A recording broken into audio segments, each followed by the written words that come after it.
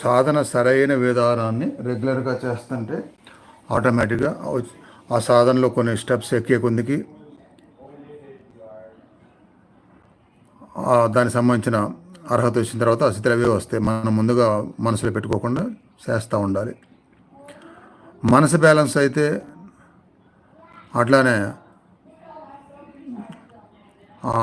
మన యొక్క అలవాటు రెగ్యులర్గా సాధన చేస్తూ ఫస్ట్ ఏకాగ్రత సాధించి ప్రశాంతమైన ఏకాగ్రతని 100% మీరు పెట్టగలుగుతూ సాధన చేస్తే ఆటోమేటిక్గా అవే బ్యాలెన్స్ అవుతాయి చక్రాలు.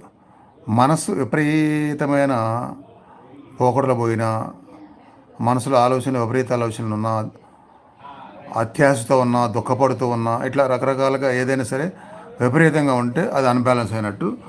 ఆ మనసుకి చక్ర బ్యాలెన్స్ కూడా సంబంధం ఉంటుంది. ఇట్లా